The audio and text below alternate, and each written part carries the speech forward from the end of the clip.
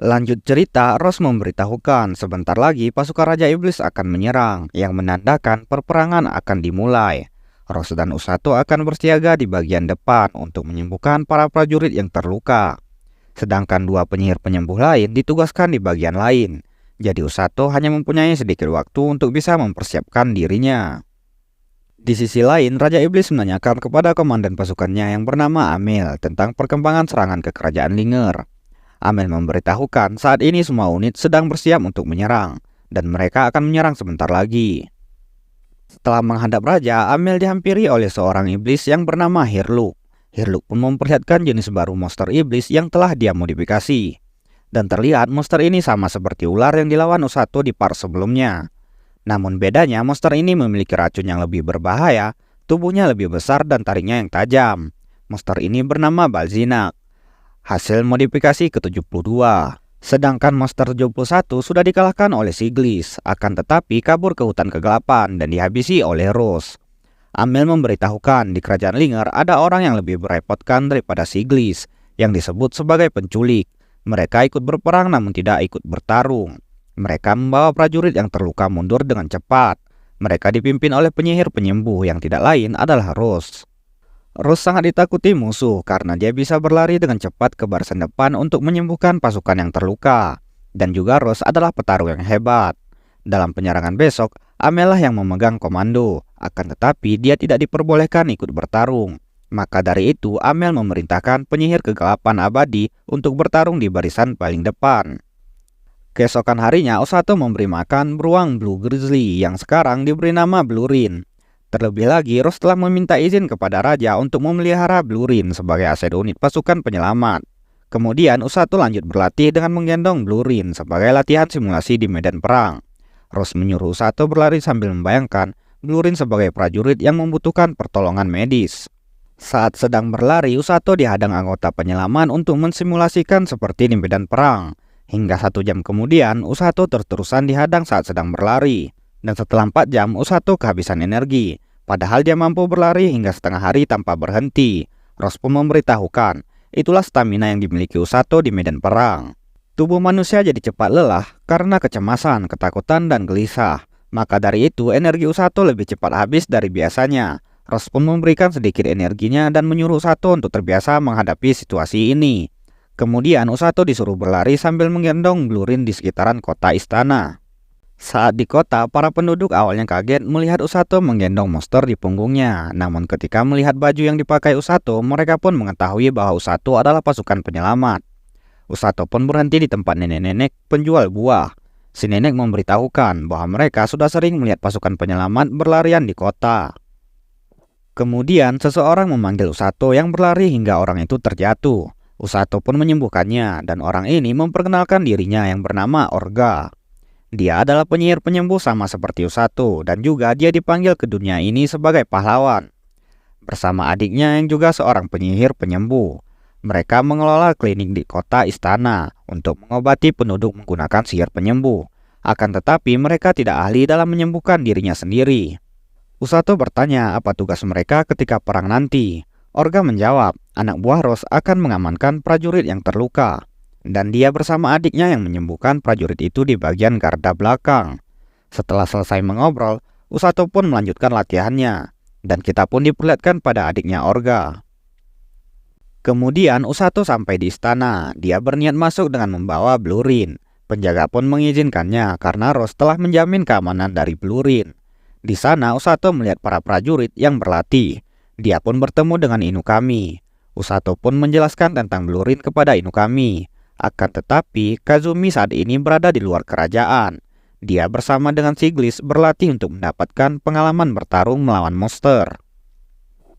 Keesokan paginya, Rose memberitahukan bahwa Raja meminta Usato untuk menemani Inukami berlatih di luar. Sama seperti yang dilakukan oleh Kazumi. Sesampainya di kerajaan, Usato bertemu dengan Inukami. Inukami di sini ditemani oleh 2 orang, yang satunya penjaga gerbang bernama Aruku dan satunya lagi seorang penyihir yang bernama Korin. Rose pun memberitahukan kepada Inukami bahwa sihir penyembuh Usato tidaklah serbaguna. Bisa menyembuhkan luka dan racun, tapi tidak bisa membangkitkan orang mati. Maka dari itu, Inukami tidak boleh bergantung pada sihir penyembuh. Mereka pun berangkat menuju hutan kegelapan Linger. Di tengah perjalanan, Blurin terbangun. Usato menyuruhnya untuk berjalan sendiri. Inukami ingin menggendong Blurin, akan tetapi Blurin sangatlah berat. Dan tiba-tiba mereka dihadang oleh beberapa bandit. Dengan kekuatan listriknya, Inukami mengalahkan mereka dengan sangat mudah. Namun tidak disangka, segerombolan binatang iblis muncul dan langsung menyerang mereka semua. Saat Inukami akan diseruduk, Usato langsung melindungi Inukami. Mereka terpental sangat jauh hingga ke sungai. Usato menyadari sungai ini sama seperti saat dia dikejar beruang. Dan di depan sana ada air terjun. Ketika sudah selamat, Usato menyembuhkan luka Inukami dan memberitahukan bahwa tempat ini merupakan tempat latihannya kemarin saat bersama Rose. Ada banyak monster lebih kuat dari binatang iblis yang menyerang mereka tadi. Karena hari sudah sore, mereka memutuskan mencari tempat aman untuk bermalam, lalu pergi besok pagi. Mereka pun menemukan sebuah gua. Selanjutnya, dengan kekuatan petir Inukami, dia mampu menyetrum ikan. Dan kemudian, dengan kekuatannya lagi, dia membuat api. Di sisi lain, Raja memberitahukan kepada Kazuki bahwa Inukami dan Usato dinyatakan hilang. Raja memerintahkan regu pencari akan berangkat besok pagi. Namun Kazuki hendak pergi mencari mereka sendirian sekarang juga. Rose pun datang memberitahukan bahwa Inukami akan aman selama berada dengan Usato. Karena Usato adalah anak buahnya, jadi Usato tidak akan mati semudah itu. Jika Usato baik-baik saja, maka Inukami juga akan baik-baik saja. Kembali pada Usato, saat ini mereka akan bergantian tidur. Usato pun tidur dan Inukami yang berjaga. Keesokan harinya, mereka melanjutkan perjalanan. Namun tiba-tiba, Blurin bersama Aruku muncul. Kemudian mereka pun kembali ke kerajaan. Raja meminta maaf atas kejadian yang menimpa mereka dan mereka pun diizinkan untuk beristirahat hari ini. Rose dan Siglis ingin membicarakan hal penting dengan Raja. Raja pun memberitahukan bahwa bandit yang menyerang kelompok Usato kemarin telah diinterogasi. Nampaknya mereka melintas padang rumput. Kata mereka monster lebih dikit dari biasanya. Tepat setelah itu, mereka diserang oleh kawanan binatang iblis dari dalam hutan. Hal ini menandakan monster itu lari dari habitatnya di padang rumput, dikarenakan pergerakan dari pasukan Raja Iblis. Berbeda dari pertarungan sebelumnya, kali ini mereka tidak akan meremehkan kerajaan ini. Raja memerintahkan Siglis untuk menyampaikan pada semua komandan pasukan agar bersiaga dengan kedatangan pasukan Raja Iblis. Kemudian Raja meminta Rose untuk kembali menjadi komandan pasukan.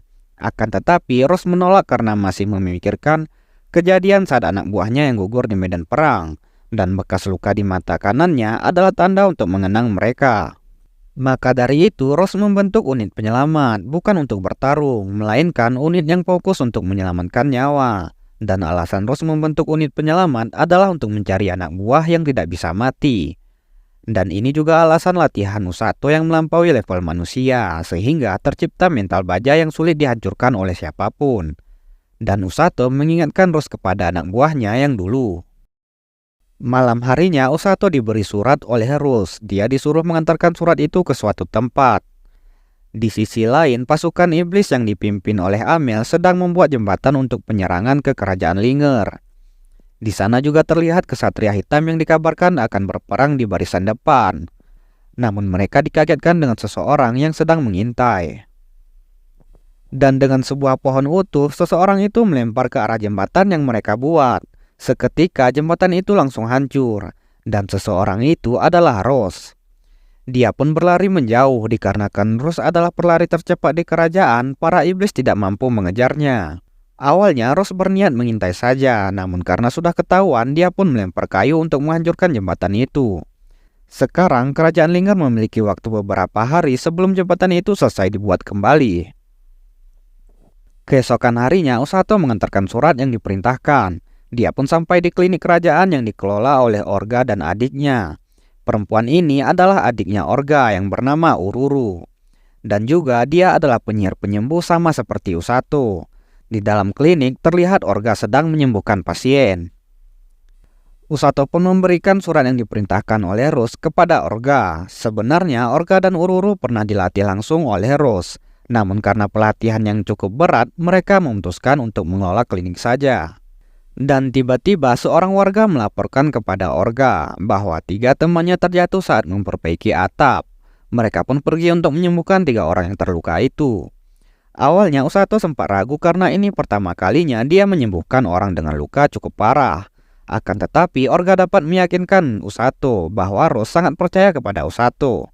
Usato pun dapat menyembuhkan orang itu dengan cepat.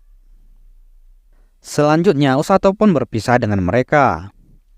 Orga memberitahukan kepada adiknya bahwa isi surat yang dibawa Usato berisi tugas mereka di medan perang.